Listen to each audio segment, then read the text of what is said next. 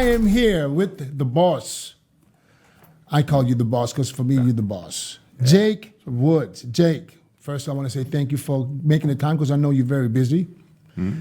And glad to be here, Dennis. Thank you. And I want to use this time because, there's so many things that I want to know about Jake that a lot of people want to know because nobody really knows who's Jake Wood other than we know you own the Olympia. You're the owner of Wings of Strength. Yeah. But we want to know who is Jake. I like to keep that a secret. So. I know. Okay. Well, you keep whatever you don't want to say. You don't tell us. There's a reason why I don't post too much on social media. I know you're not very social media active. But anyways, listen. I heard somewhere that you used to play football. I did, yeah. And you kind of went from football to bodybuilding. Well, I kind of bodybuilt all the way through.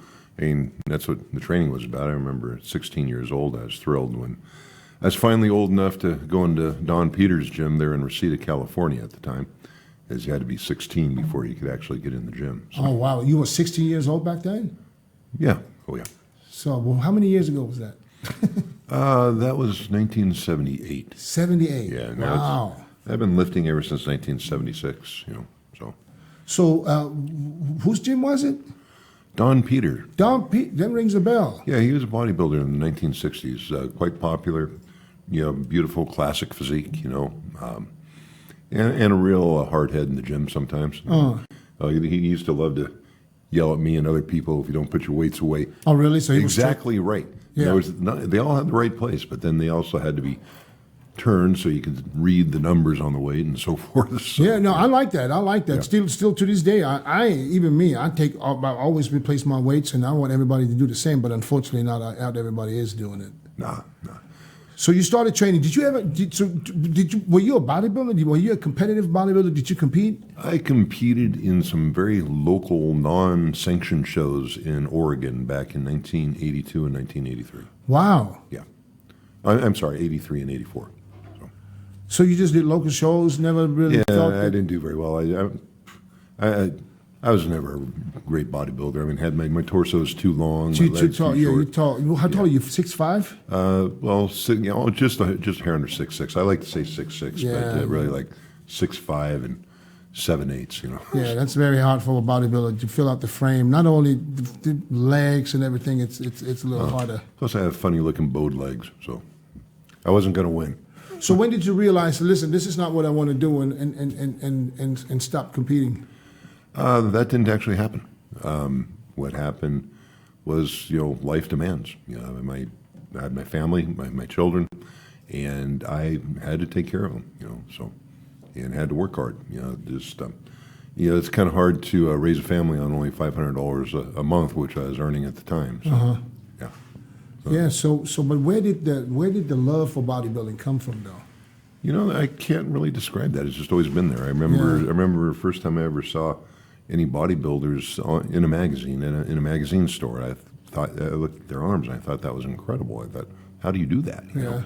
So I'd pick up the magazines. Didn't have the money to buy them at the time, and in Van Nuys and Reseda, California, and I saw what they were doing. And of course, I took a couple of my parents' old bowling balls and had an iron bar. I'd put one end in the thumb, really? Thumb hole on each side. That was my weight set. So. Wow. So yeah, that was so back then. So how did that all come about? That because you're obviously I don't know if it's I heard rumors, but I don't know because I never spoke to you about this. So there's somewhere along the line there was some wealth came about with the family. There was some family business. Yeah. I mean, I worked outside of the family business for a long time, but then in 1993, I came back into the family business, and in '98, I started to run the family business. And what was the business exactly? Manufacturing and selling aircraft fasteners, internally threaded aircraft fasteners under 3/8 of an inch. MS/NES standards, BAC, Boeing aircraft, Airbus. So you're saying basically everybody that's been on a flight, on a commercial plane before had a check with signature somewhere? Yeah, we have. We had 70% of the market for many years. Wow! And so anytime you're on a commercial aircraft, we're half of what holds it together. So. Wow! See, that's interesting. Yeah. That's interesting. See, I didn't know that. I sold it to Alcoa Aluminum in 2007. So, I'm sorry, 2008. We began the process in 2007, ended in 2008. Right before the market crash, which was marvelous. I got very lucky. I mean, so you sold the whole company. I did.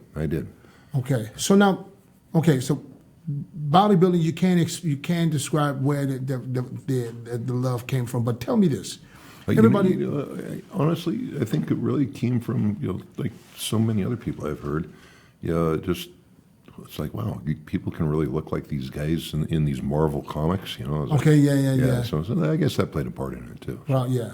So now let me back up a little bit to I don't know mid 2000s, early mid 2000s. Okay. Female bodybuilding disappeared. Yeah, basically disappeared. Well, it was on its way out then. It didn't really start to get canceled in the big shows anyway until 2013. That's what I mean. The Olympia, the Arnold. There was only one show where female bodies stayed alive, and we come to find out that it was you. Yes. Back then, with your, I think, ex-wife, you sponsored the Tampa Pro. You kept female bodybuilders alive with the Tampa Pro. Yeah, that was, and forgive me if I don't get the date just right, I think it was 2009 when we started doing that. 2011, because I'd heard that, 2009, this is when I won you know what? Yeah. And you're right. I won 2009, the Tampa Pro, and so did Betty Parizo. Yes, she did. Yeah. In female bodybuilding. Yep. Right. See, I remember. So that was the first time you sponsoring the Tampa Pro? Yeah. I'd been looking for a way to get into promoting bodybuilding shows for a number of years. I didn't know how to do it. I tried speaking to a few different people and didn't really seem to get anywhere. And all of a sudden one day I heard this guy named Tim Gardner at the Tampa Bay Pro, which was a relatively new show at that time. Needed some help because one of his divisions was being canceled, which was women's bodybuilding. Mm-hmm. So I said, well, I messaged him, and he said, you can be a part of it and make a difference for just was it $15,000 at the time? I said, no problem. Yeah, that's the foot in the door. So and you got involved with one of in my eyes, one of the best promoters out there, Tim. Tim's a great guy to work with. Unbelievable. I was inspired by the way he treated his athletes and his attention to try to make them happy and feel good about that in their show. I think not only the athletes, he just treats everybody the same. He's a good man. He's just a nice person. He's a good man. I've never seen him. I think he internalizes a lot of his stress sometimes. And it's been resulting in some physical issues, but I think he's figuring out how to So you kept female bodybuilding alive by sponsoring Tim Gardner's show, the Tampa Pro, and then you started. I feel like if women's bodybuilding can be canceled and done away with, so can any division. Right. So, but what is the love for female bodybuilding? Why is female bodybuilding so important for you? Because I have daughters, and I think it's important that my daughters and everyone else's daughters can do what they want to do in their lives and feel like they can't be. They're not restricted. They don't have to fit any particular cookie cutter model. And when it comes to bodybuilding in general, I mean anywhere from wellness and bikini all the way up to women's bodybuilding, there has to be a division for every body type. Not everyone. Some of the girls they're going to get big. And you've talked to a number of physique competitors out there where they really struggle to stay small enough to stay in physique. And those girls, I think, should move on up to bodybuilding. They should have a place to go. And that's part of the whole mission statement that we're on. It's trying to provide methods or examples or show the way for people of all body types. How do you look good? How do you stay healthy? How do you have a beautiful physique, regardless of what your body type is? So I think it's important to have all divisions. Otherwise, that message gets kind of lost. Years ago, when you first started out, there was just men's bodybuilding.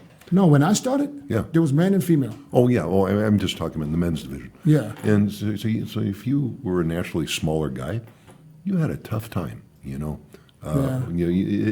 had to be a unique elite athlete of a specific body type to even be competitive.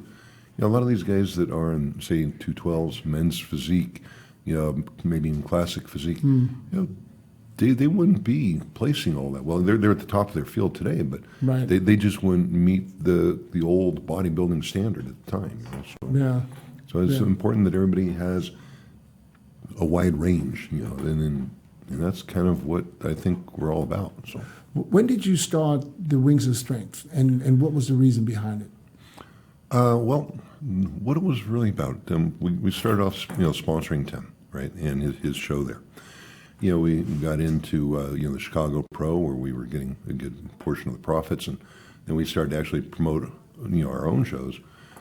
Sometimes co-promote with Tim or Linda or Jack Tony and Ann, and sometimes, just pretty much doing it on our own, and that's where we depended on the money Yeah. from. So. Yeah, because I remember when Wings of Strength was for me, I knew it from the Tampa Pro and then from the Rising Phoenix. Yeah. This is a show you created just for females. Yes, it was the idea behind the Rising Phoenix, because there's also, don't get that confused. I mean, there's multiple shows all wrapped up in one. You have the Rising Phoenix, which is the Women's World Bodybuilding Championships. Then you have also the Arizona Pro, which is all the other divisions, which is a great pro show, and then of course the NPC portion. So you want to make sure that the bodybuilding part, only the female bodybuilders, is called the Rising Phoenix. Yes. All the other categories are under the Arizona Pro. Correct. That's right. Okay. Yeah. Okay. See, I didn't even know that. Yeah, I know. Sometimes some of those details get lost. Yeah. People always ask how I got here. I was willing to work just a little harder than everyone else. Every damn day. If I can have hundreds of hours back, you know I'm gonna grab them. Spending hours prepping chicken, rice, and vegetables, F that. I rely on perfect nutrition. I rely on trifecta. Yeah, and what the way that came about was in 2014. They announced that the Miss Olympia would no longer happen, and at that point in time, we said, well, we've got to have some sort of world championship for them. And I was trying to negotiate at the time with Robin Chang and David Pecker, and I guess the Weider Foundation was also involved because I think they're still 50% owner and so forth, in trying to negotiate the licensing fee for the Miss Olympia. Mm-hmm. And at the time, I thought the fee that they wanted was outrageous. It was $50,000, and the conditions were that they can take the show back anytime they like. And I looked at that, and I just thought that for me, for an event that they were calling a losing event, a money-losing event is what they were calling it, it just seemed like a lot of money and too much risk. In other words, if we made a success out of it, after 2, 3, 4, 5 years, then they could pull it back and all the investment's gone. It didn't make any sense to me. So I made a counter offer, which was perhaps a little too far in my favor, and they just poo-pooed it and laughed, and that never happened. So after some talk with Jim Mannion and Tim Gardner, we decided to go ahead and start up another show, a world championship show, and we had to make up a name and so forth. And I just took that $50,000 that would have been the licensing fee and said, hey, this is the first prize. Is the Rising Phoenix to you, that particular female bodybuilding event, is that a bigger show than the Olympia? No, I can't say that it's bigger. I can't say that it's lesser. It's just another show. It's not all that different from, say, the Miss International. Why I'm asking you is because, and I might be wrong, but I think that the prize money at the Rising Phoenix is higher. No, it's not. It's not higher. Okay. It's pretty much identical.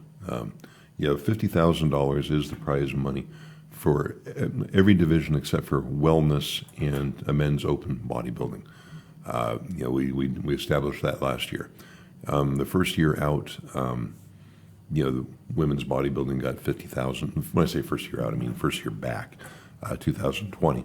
They got $50,000 for first place. Just at the time, I think also women's figure was getting that, and women's bikini.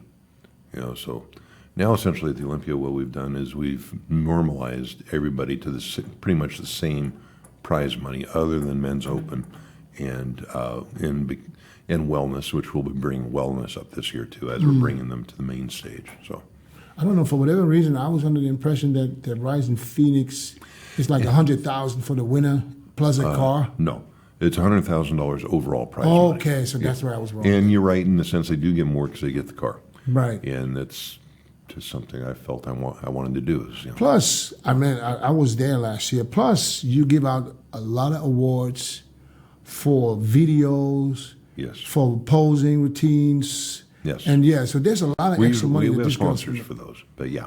The sponsors pay for that. Yeah, and I would love to see things like that in the Olympia. It's the only problem is the Olympia is such a full show right now. We're 2 days, and now that we've added wellness, I think last year I forget how many people in 2020 we walked 218 people across the stage. I think last year we had like 255. When I say last year, 2021. I think we had 255 people registered, but we only walked like 240 some odd across the stage. It's becoming a really, really long show. And when you bring wellness onto the main stage, that's a lot of stage time. That means Friday night, it's honestly, Friday night's too long. Yeah, it was. It went way past midnight. Yeah, it's not okay. So, and what's happening with the IFBB around the world is expanding. We're getting more qualifiers and so forth, and we want to continue to get more qualifiers. So what do you think is going to happen? Well, we're going to have to do one of two things. Either go to a 3-day show, which is large, which is really difficult given the fact when you're trying to find a venue, we occupy the venue for a full week. It's hard to find a venue that really has that opening.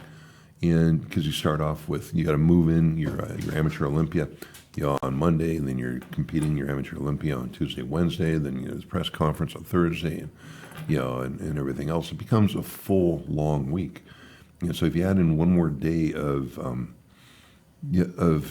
sure, we got the main prejudging. show, that becomes tough, and that's a lot of top end stage time. In other words, we're paying money for each day that we have the Zappos Theater, each day that we have an arena or whatever. So the other thought is, this is not a complete thought, so anybody hearing this could shoot holes in it, but the basic idea is eliminate the field down much quicker. In other words, you can have large fields of competitors and just in the first round of comparisons, get rid of half of them or more. Kind of like elimination rounds. Yeah.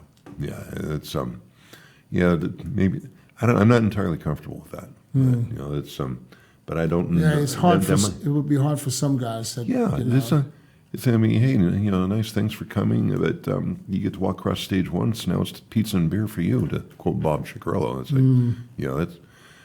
But also, if you do qualify more people, then a lot more people get to say that, hey, I was on the Olympia stage. I competed at the Olympia.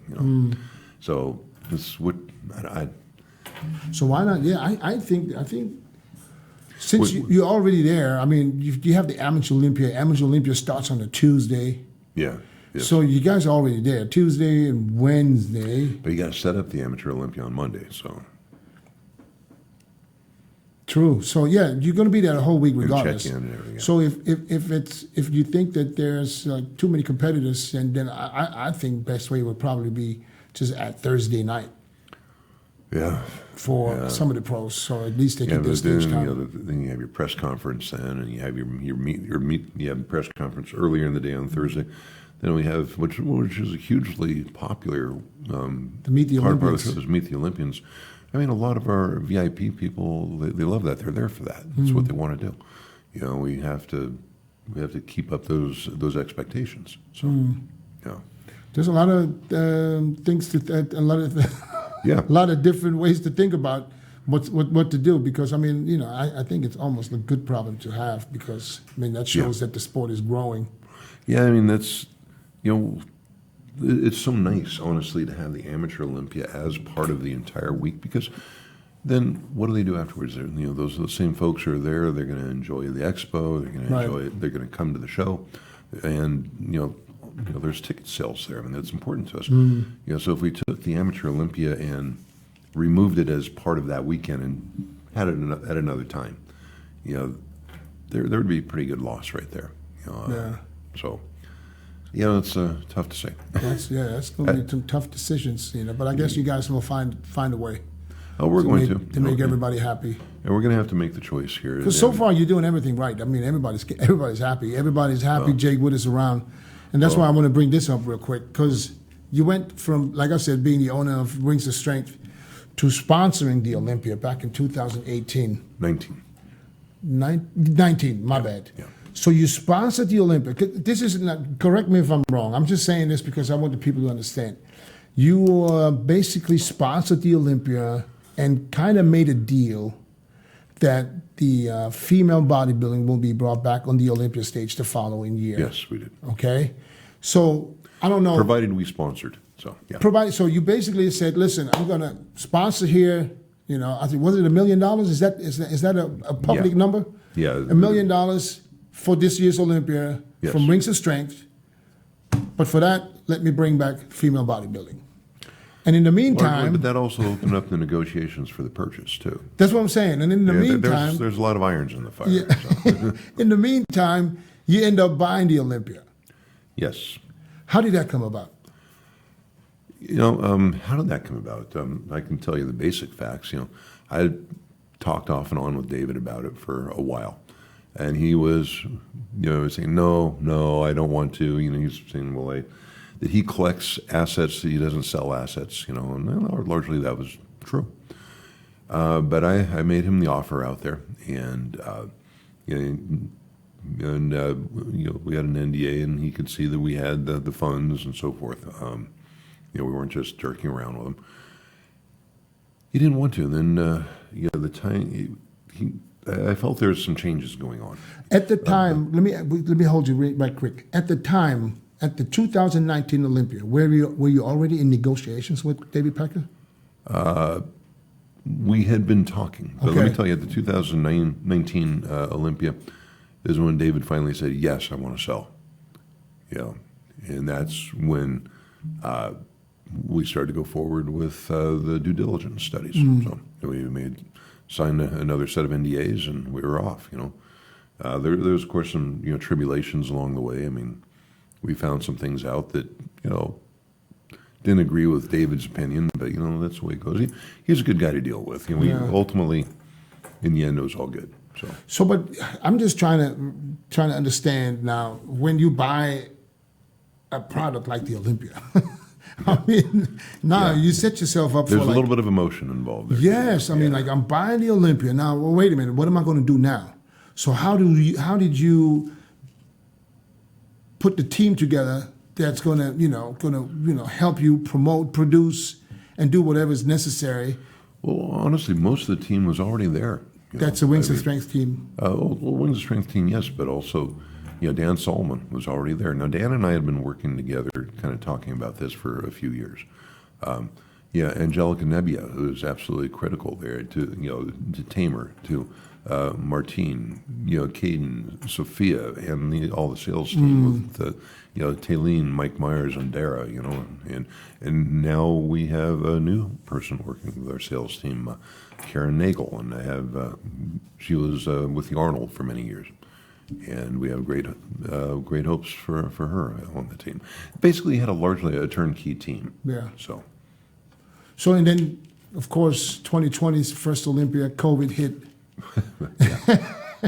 Oh, you want to talk about taking the wind out of ourselves? Yeah. It's like, that's why I'm asking, because at the end of the day, everybody here understands that every single athlete knows and appreciates you being around and still following through with having the Olympia back in 2020 when probably everybody else would have said no. Absolutely. I believe that David Pecker would have not had it. Yeah. He's even advised to cancel it. So when you look at that question, we start off on the road of women's bodybuilding, helping that out, bring that back.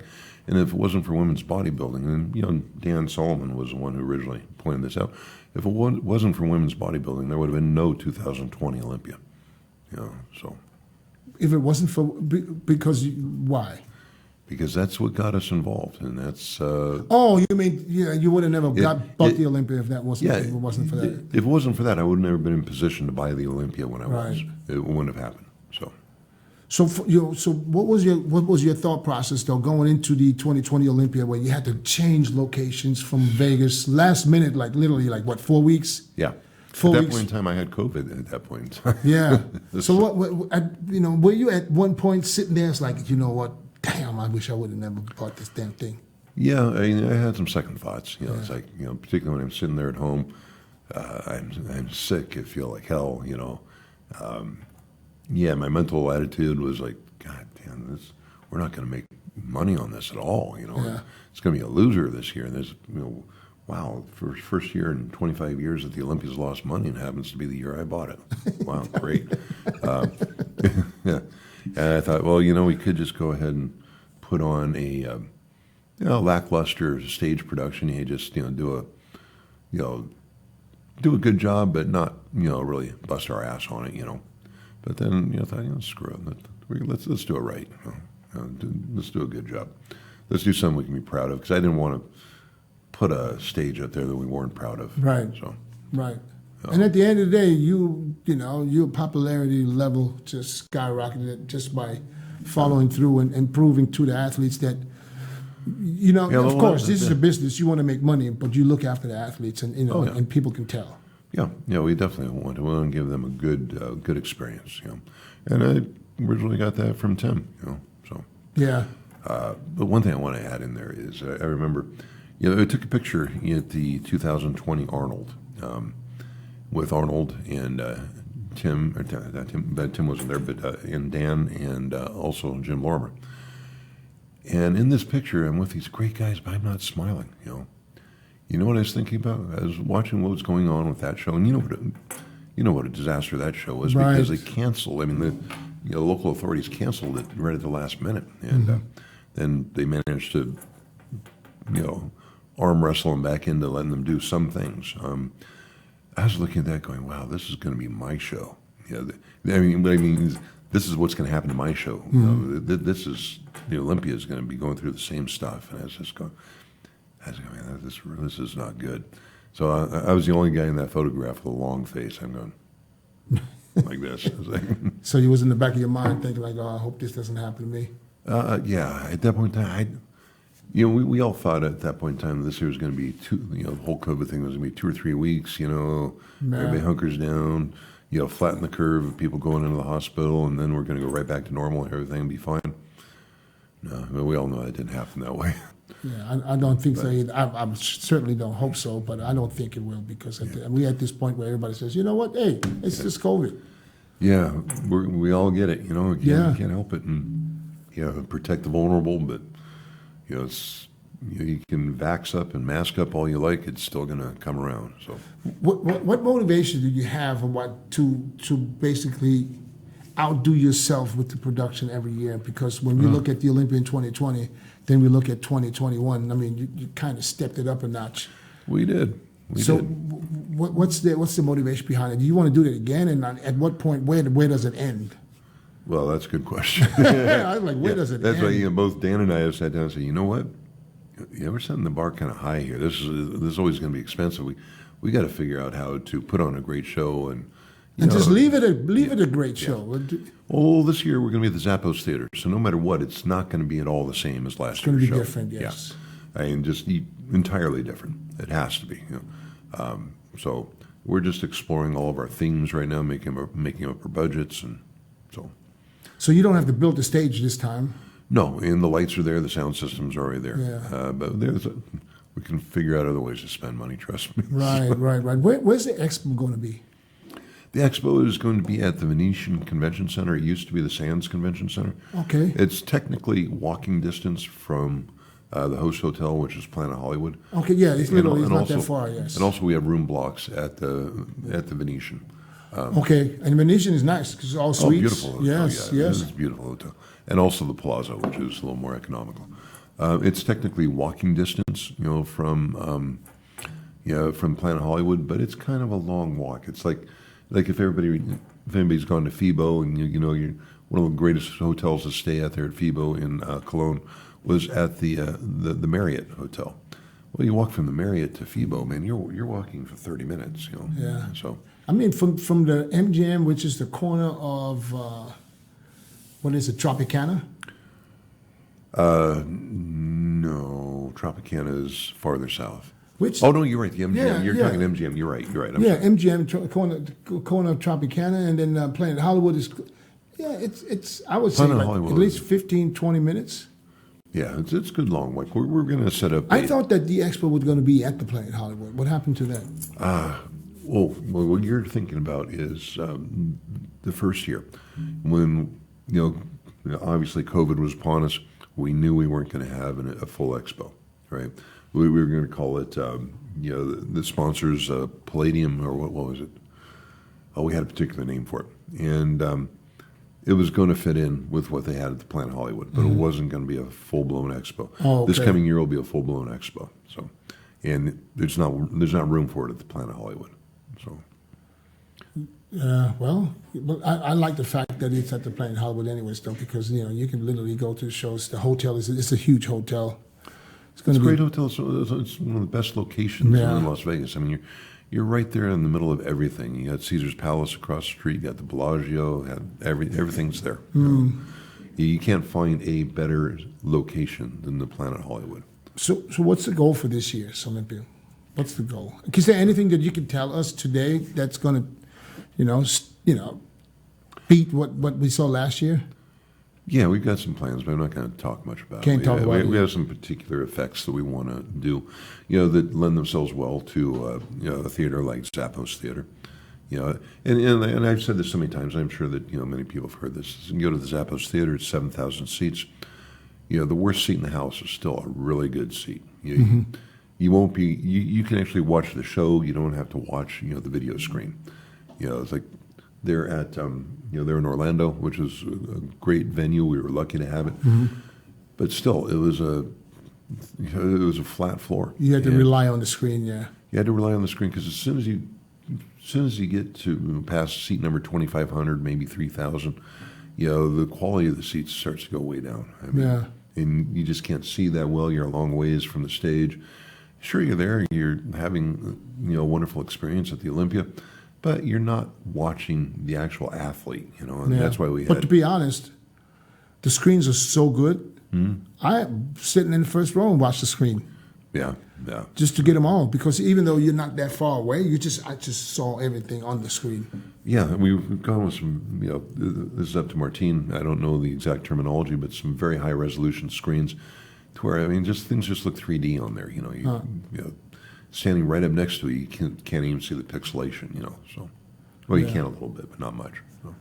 So what's in the future for the Olympia, man? What is it that you would like to see happen, not only for the Olympia, but for the sport of bodybuilding in general? So now, since you're involved as much as you are, I can only really speak to the Olympia itself. I know, but you promote a lot of other shows. Yes. You're just involved in the sport right now. I mean, you have a voice, and Yeah, we do. Yeah. And what is it that you would like to see change, if there is any? I would like to see the athletes take much better focus on their health. We had any losses are too many, but last year was a heavy one with many people going, and it actually caused me to take off my rose-colored glasses about what I do with my own self. You diet down, train hard, and supplement smart for months. When the time comes to step on stage, don't leave your tan to chance. Go with the pros. Pro Tan. #1 worldwide since 1987 and the official sponsor of the Olympia for the last 15 years. Don't step on stage without it. Pro Tan. I was starting to go to the doctor, and hey, the reality was I turned 60 years old this year, and I was carrying 320 pounds, and I cared more about lifting more weight than I did about, heart health and so forth. And I've changed that. Now I'm down to, 290, shouldn't need to go farther. Tall guy, it's not so bad to be 290, but I'd like to be about 280. And, just go do your blood work, go to your doctor, see what's going on. I found out, okay, I've got some issues with my blood work in some areas I need to work on. My blood pressure was too high. And now I'm back on blood pressure medication, which I'm not happy about. I need to change that. I need to lose some weight and get off those medications. But That's one thing I would love to see. I would love to also see some sort of method that will encourage people to go to their doctor. And you've come up with ideas. We've all come up with ideas. Maybe everybody should be required to go in at least once a year for a health check. I don't think that's enough. I mean, that's okay, but it's not enough for me personally. It would be a poor idea for me to just go once a year. So I mean, I would like to see people go a lot more. But it's a difficult thing to crack. And I don't know of any perfect solution for it. Yeah, I don't know if there is a perfect solution. At the end of the day, it's the only way that I believe we can fix this is if we just mandate. Yeah. At least, in my opinion, at least once a year, because that's mostly more than some of them would ever do. Now, one thing I like, though, is if you know Rob Fletcher at all, he promotes a lot of different events, and I won't say bodybuilding events, but many different things within the health and fitness industry. Between him and I think he's working with George, and they came up with this idea of having. Now, I need to talk to him again about it. But I think it's a really good idea that he has with a mobile medical unit that can go from gym to gym. And they can do your blood tests, they can do your EKG and everything right there, quite economically. And I think that could be if we can develop that program, that can go a long ways. It could be How would that work then? You would have.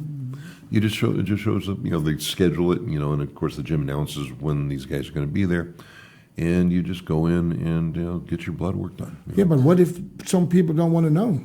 Those are the guys I'm worried about, the ones that don't want to know.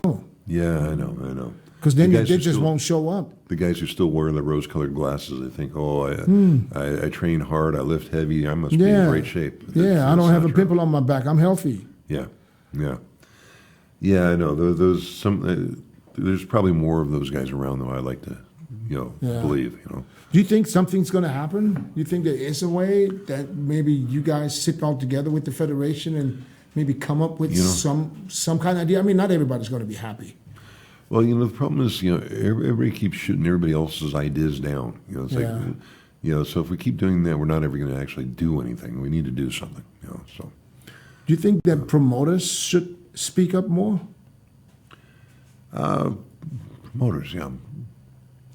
Well, how do you mean speak up? I mean, like the promoters. You and I are both in the promotions. Yeah, if the promoters will come together and say, listen, we need to. I mean, and if me as a promoter, if I say, listen, I would raise my hand as a vote immediately for people to have mandate to people get checked, even though I might lose.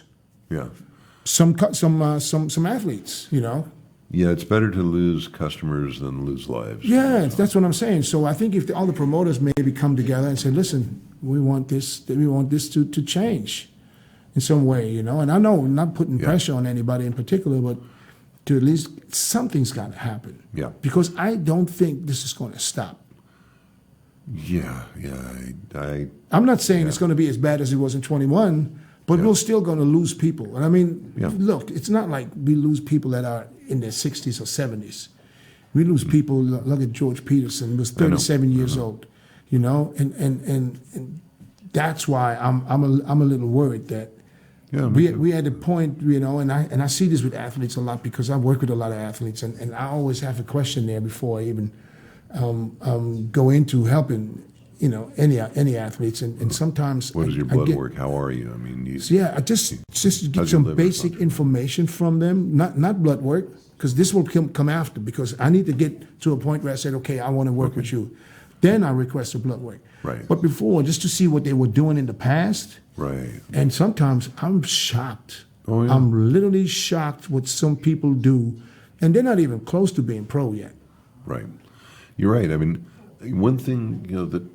I've heard a lot of stories about, I can't really verify it, but how many NPC athletes get discouraged because of some of the negative effects that they have at their first or second competition. Because I think there's a lot of bad advice out there. There's a lot of bad advice coming out of, second-rate coaches. Even some of the best coaches out there are not always doing the best things. But is the coach to blame? If you think about it depends on what the coach was doing. I mean, there's guys out there that I'm not talking about any of the big name coaches. Right. I'm talking about the guys that find 2 or 3 or 4 NPC athletes are just entering. Yeah, but sometimes it can be the coach's fault. But you know what? Every athlete, I think, has to be responsible for themselves. They have to go and say, "Hey, I've got this coach telling me to do this. I got this coach telling me to do that." They need to learn how to say no. They need to go to school themselves. It's your body. It's your life. Yeah, that's what I'm thinking. That's what I'm saying. So I can't really blame the coach because at the end of the day, nobody's putting a gun to your head telling you what to do. Nobody's throwing handcuffs on you and making you do this stuff. It's not happening. But and they always said there's always the coach never really knows what an athlete's doing. Really doing. I mean, nobody. There's no doctors, and even if it's a doctor wouldn't know. He can't. He can't tell you can do this and this and this and that. And you're gonna be all right. Yeah. Because at the end of the day, you never know. You never know. Oh yeah. The athlete says, "Yeah, I did exactly what you said." No, they didn't. But so that's crazy. So I really hope that we get to a point where there's some small mandatory physical at the end of the year or the beginning of the year. Just for me, my opinion is just for an athlete to have to do it. Yeah. Not necessarily telling him, "Oh, listen, your levels have to be at least this, or otherwise you can't compete," because I don't think that's going to work.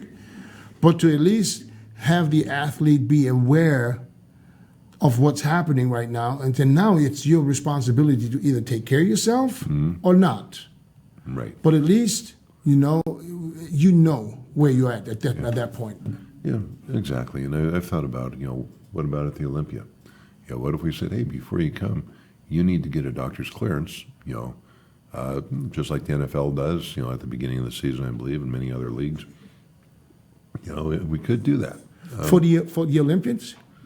We could do that, yeah. But would you want them to do it at the beginning of the year, or just like... Yeah, that's always a question mark. Or 2 weeks before the show? Well, you don't know you're going to be... some athletes don't know they're going to be in the show until a month ahead of time. So right, that's why. I mean, if you do something like this, like literally before a show, you can't do it just like days before. There might be a few guys who are going to have to pull out. You'd have to do it, ahead of time, a ways ahead of time. That's why I'm saying it shouldn't only be the Olympics. It should be, let's say, all pros. Yeah, you're probably right. Yeah, I can really only control our shows. I mean, but. I know, but for me, I think all pros, when you get when you apply for your pro card that year, you need to send a physical in, and that's when they send out the pro card. Yeah, I think that would be a step in the right direction as long as it's done correctly. And of course, who establishes the criterion? What are they testing for, and when do you say that it's no good? I mean, when do you say, you failed the test? You got to do something to. I guess you got to go with your best medical advice on that. Yeah, true. Let's go back to bodybuilding. Sure. Maybe we got too far. Who's going to beat Andrea Shaw? Nobody on the horizon this year. Yeah. So, obviously, if there's a lot. Will you let her compete at the Rising Phoenix again? Of course. So she's going to come for the third car? I guess so. Why? So she would really come back and just get another car? Or would you tell her, listen, let somebody else win this show?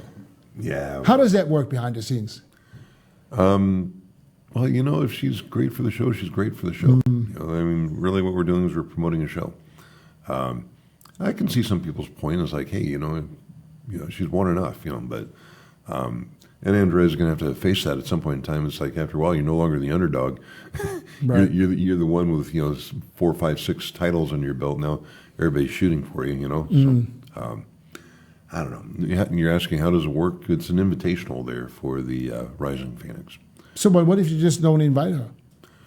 Well, we accept applications, and I presume that she'll apply. If she doesn't apply, well, we could ask her, hey, come on. Have you talked to her if she wants to do it again? Yeah, I know she wants to do it again. She wants to do it again. Oh, yeah. Yeah, Andrea's a great girl. I So love yeah, her, she so. keeps doing that. She's a little car dealer too. She could be selling cars. She's gonna have a collection. You. I'm looking at her going, well, maybe we get to change our contract about, how long, what happens with the car after the year. So I'm looking at it going, hey, I wouldn't mind buying that back.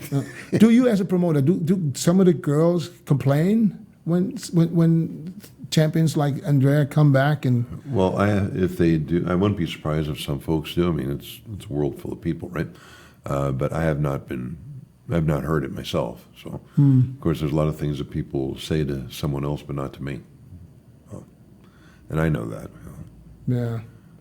What different question. What do you think about the Arnold increasing the prize money? I think it's a good thing. Yeah. People have to look at it and realize that today, Arnold's been paying, let's talk classic physique, 'cause that's really the one in question. They got $7,000 last year for first place, and they've always been down around that level ever since classic physique has been around.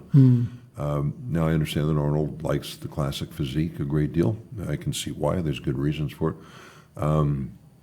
And now he's raised the prize money up to, I believe, $75,000 for first place. I forget exactly what second, third, fourth, and fifth are. I don't recall. Yeah, I don't recall it either, but it's great. Yeah, it's good. I think it comes out to like 130 or 135,000 cumulative for that division. Contrast the Olympia, which is 90,000 cumulative, 50,000 for first place. But we've been doing that for much longer. Yeah. I mean, when I bought the Olympia, the first prize for classic physique was 30,000. I moved up to 50,000. Yeah, because I remember you felt bad sending a check out to Canada for only 35,000. I remember you mentioned that one time. Yeah. I was looking at Chris Bumstead, going, man, this guy is great. He's popular and all this kind of stuff. And he's low guy on the totem pole here, getting the little check. And I felt that wasn't okay. But that year was COVID year, and we were fielding all kinds of other problems, and I just didn't realize that disparity until I was standing there on that stage with the check in my hand, and I go, wow, could have done better on this. Yeah. Have you guys thought about the Masters Olympia? Absolutely, yeah. Matter of fact, we had started plans to have the Masters Olympia in Romania this coming year, but upon looking at the immigration policies and people actually getting in, we decided it was just going to be too risky for such a big event. And so you wouldn't want it at the Olympia weekend? I think that would be too much at the Olympia weekend. So like on the expo stage, maybe, or? No, I think it deserves better treatment than that. We definitely want to have it, and it's going to start happening here. It's something that has to happen. So you want to definitely bring your Masters Olympia back? Definitely by 2023. Okay, so then this is my important part right here. Now, I remember the last Masters Olympia because I competed there. I came out of retirement in 2012 to compete in Miami at the Masters Olympia. And then, it was like you competed against guys that are still top 3 at the Open Olympia. I said, what are you going to change in order for that not to happen? Well, what do you change? You change the age requirement. Where do you set the bar as far as the age? At first, we said, okay, we'd like it to be at 40 and above. Well, there's still a lot of the top guys that are right there, and so, and not just the men's Open, but all the other classes too. So I think maybe 45 might be the mark. Why not just say, listen, you can only compete in the Masters if you no longer compete in the Open? Hadn't really considered that. Because then you can leave it at 40. Yeah. But you can tell people, listen, if you are still competing openly, in the Open category, is you still active as a competitor? And not only like some of the shows we just had in, in Reno, like a Masters show, which is perfectly fine. But if you still compete in the Open, you shouldn't be allowed to compete at the Masters. Well, that's then you wouldn't have that problem. Consider. But then maybe there's some guys who will be competing at the Open that they really should be competing in Masters too. Obviously, if you got guys in the top 5, well, you don't need them competing in your Masters class because if the guys are not in the top 5, why not? I don't know. Because if it was it's a tough call, Dennis. Because if it wasn't for the guys that competed in Miami back then, I would have won the damn Olympia. Yeah. But we still had two, Dexter Jackson and Tony Freeman, who both still, at the top of their game. Right. And there was guys came back. I mean, it was guys came back out of retirement for 20 years, which I'd love to see. But nobody wants to compete against these guys that are still competing in there, just because nowadays the age is way up from where it was 30 years ago, where people retired at age 30, 35. Right now, they come into their prime in their 40s. Yeah. Well, I don't know. Well, what would be your suggestion on that? I mean, my suggestion would be everybody, first of all, everybody that is that turned pro as a master is qualified. Okay. Everybody that no longer competes in the open, but has 40 years or whatever age limit. Or what if they've been competing in the open and just not doing as well as the younger guys? And then they stop. And then as soon as they compete in the Masters, they're done with the open. They can no longer compete there. So you have to make a decision. You're either I don't a master. know. I don't know if I would agree with that. I mean, it's like, No? Why shouldn't masters be allowed to compete in the open too if they want to? It just doesn't seem fair. Well. But I understand your points. I mean, there's arguments to be made. Maybe there's a way to split this one. Make a decent, functional decision. Yeah, I mean, eventually, almost all of them compete in the open because they have to compete somewhere. It's not like they have plenty of master shows. Yeah. So most of the guys, we're trying to change that. Yeah. I want to start adding more masters to our, all of our shows, or wherever we can. So and have some prize money in the master shows too, because a lot of them don't even have prize money. Yeah, I know that's the difficulty. I mean, from a promoter standpoint, what does the Masters show do for you? Well, it helps you make your room block. That's one thing. Masters competitors typically have more money to spend. Some promoters choose to charge the Masters to compete and then offer prize money. So I don't have a clear idea on that right now. Do you agree with that? To charge your pros to come compete? No, I don't like that at all. Yeah. But I also understand the financial aspect of it. It's like, okay, you gotta pay extra money for all of this. How do you do it? Or if you want to go ahead and have prize money, how do you do it? It's like, now maybe I know some of the guys out there doing it. If they charge money for the masters coming in or for the masters competing, they generally give it all away 100%. Except for whatever tax I might have to owe on it, in the prize money. So, I think you'll come up with something nice, and I think everybody's going to be happy at the end. Because I really appreciate you, not only putting your money out there, but I know there's a lot of sleepless nights. Oh yeah, there's a few, and fortunately we've got some really great people working for us. I mean, Alina is organizing all of our European efforts, and Alex Sacasa is organizing all of our domestic efforts and so forth, and working along with Linda Murray on Linda's shows. So I'm fortunate that I don't have to sweat the details. They do. So. Yeah, but still, at the end of the day, you still have to make sure everything is done at the right time. What's the plan for the Olympia pay-per-view webcast this year?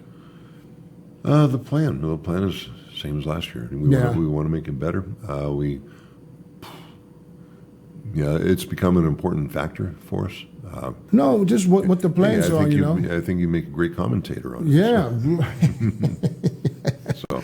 No, because I mean, last year it was a little different. You had a lot of different guys commentating. Yeah, that's kind of nice. I mean, sometimes not everybody. Bodybuilding is a big sport. Not everybody knows everything about each division. True. You really have to be astute, to know everything there is to know about men's bodybuilding and bikini, and where do these girls compete? How do they qualify? Right. All kinds of stuff. I mean, there's a lot of work behind the scenes that people don't know and don't see. Oh yeah.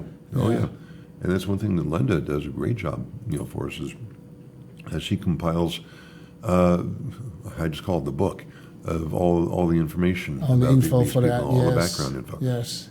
How do they qualify? What shows have they done? Some of their history. where did they turn pro, and blah blah blah blah.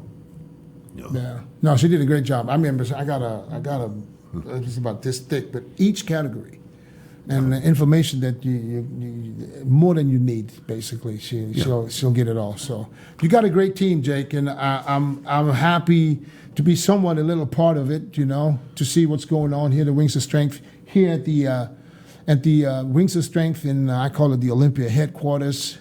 You know, to see what you guys put together and how passionate you are, and you know, not only to maintaining what you got right now, but you want to even do it better every year, and that's also that's a always a huge challenge. shout out of course to Mr. Dan Solomon, who is tirelessly working on this and almost like he has something to prove. You know, that's you know, and it's a crazy job. So I'm really happy that everything's going in the right directions. I'm proud to be a part of it, and I'm looking forward to the Olympia coming back to Vegas this year in December. My last question to you is December the month of choice, or is No. it just because it wasn't available before?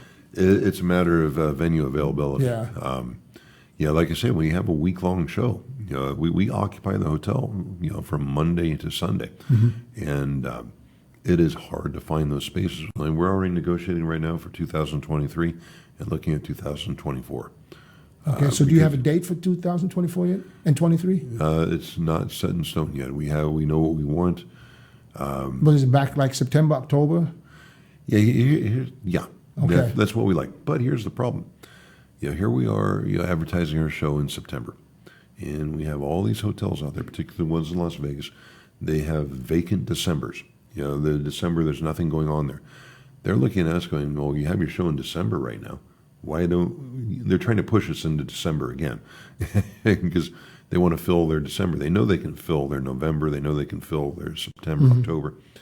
Yeah, but they have a hard time filling their Decembers, you know, and they want to use us for that at this point. You know, so accepting the December date, you know, was a necessity in the past, but it's kind of working against us at the moment. So Don't you think that, I mean, this is what I believe. I think so close to Christmas is where if I have to fly, not only for domestic or for people from the U.S., but people that fly here from all around the world just to be a part of the Olympia, you don't think that in December it would be like, you know, 2 weeks before Christmas, I got to buy Christmas gifts, I'm spending this money. I know. We thought about all of that. Yeah, Yeah. that's true. You know, there's no doubt. But like I say, we want to be in Vegas this year. We don't have a choice. Yeah, no, for this year I totally get it, but for next year, I mean, I think it would be great again to have it back in September, October when the pool parties are still on. Yeah, September would be nice. October, I like October. Yeah, but, me too. But yeah, there's a little bit of a difficulty there. And plus, another thing that I don't really like about having it in December is, you know, your shows are starting in May, and now if you qualify in May, April, you know, June, now you got to stay in condition all the way until December. That's a long time. You know, Yeah. that's When is the Rising Phoenix is still in September? you know, yeah, I think we are having it in September this year. Yeah. Yes, I forgot the exact date. Yeah, so somebody got to stay in real We should good have shape. it on the calendar over there, but Yeah. I don't see it. But listen, I'm sure you guys figure something out, and I'm sure 2023 will be again better than 2022. But now I'm excited for 22. Yeah, And me too. now, as a promoter, I'm going to ask you for one more prediction. Who's going to win the Olympia this year? Men's Open, obviously. Right now, I think Big Ramey will have to beat himself. Yeah. You know, I mean, that by that is the obvious. If he doesn't come in shape, if he decides to do something different, you know, that doesn't work, Yeah. you know that that'll be it. And of course, you know, Brandon's right there, and I love Brandon to death. I think he's a great champion.